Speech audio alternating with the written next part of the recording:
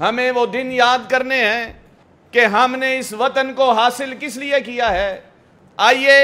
کہ سب سے پہلے تو یہ سوچنا ہوگا کہ مقصد کیا ہے، کہ ہم نے اس وطن کو کس مقصد کے لیے پاکستان کو بنایا ہے، اور آج پاکستان کے موجودہ حالات کیا ہیں،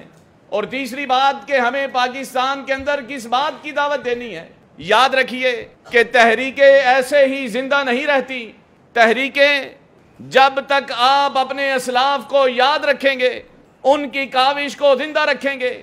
کہ یہاں آج اگر یہ بتایا جائے کہ 1947 میں پاکستان بنا ہے، پاکستان کے لیے جد و جہد تو 1850 میں شروع ہوئی، جب سید شہید کا قافلہ چلا تھا، جب انہوں نے قربانیوں کی داستان رقم کی تھی، جب انہوں نے پاکستان کے لوگوں کو یہ شعور بخشا تھا کہ آج اگر ہم مسلمان سو گئے تو پھر اس خطے میں کوئی لا الہ الا اللہ کا نام لینے والا نہیں ہوگا، اور پھر اس پاکستان کو بنایا تو مقصد لا الہ الا اللہ رکھا ہے۔ 1850 میں جو آزادی کی تحریک شروع ہوئی،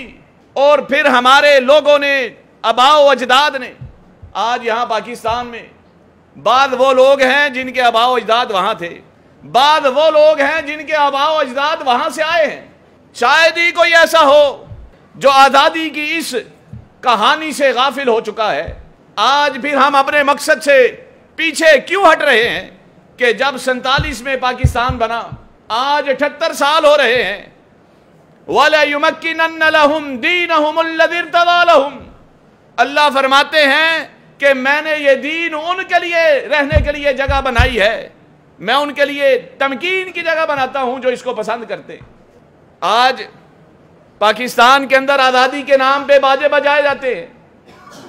نوجوانوں کو اور راستوں پر ڈالا جاتا ہے، جبکہ ہمارے اسلاف نے پاکستان بننے کے بعد ہی ختم نبوت کے لیے کام کیا ہے۔ چند سال گزرے ہوں گے، اور پھر مرزائیت کا جو قافلہ تھا اسے دفن کیا ہے، اور آج تک ہمیں یہ ضرورت ہے کہ ہم ان کے جو بھی سر نکلے ہم انہیں کاٹ دیں اور انہیں دفن کر دیں۔ یہ ہمارے اسلاف کی کہانیاں ہیں جو پاکستان بننے کے بعد کی، اور پھر ختم نبوت پر کام ہوتا ہے، پھر حرمت قرآن کے لیے ہمیں کھڑا ہونا پڑتا ہے، اس وطن کے اندر جس کو ہم نے لا الہ الا اللہ کی خاطر حاصل کیا ہے۔ گویا کہ ہم اپنے اسلاف کا سبق بول رہے ہیں۔ پھر ہمیں پارلیمنٹ کے اندر تحفظ صحابہ اور تحفظ اہل بیت کے لیے بھی کھڑا ہونا پڑتا ہے،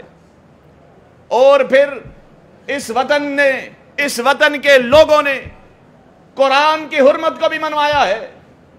صحابہ کی عظمت اور ناموس کو بھی منوایا ہے، ختم نبوت کے لیے خاتم النبیین محمد الرسول اللہ صلی اللہ علیہ وسلم کے پرچم کو بھی لہرایا ہے۔ یہ وہ دعوت ہے کہ جس کے لیے اس وطن کو حاصل کیا ہے،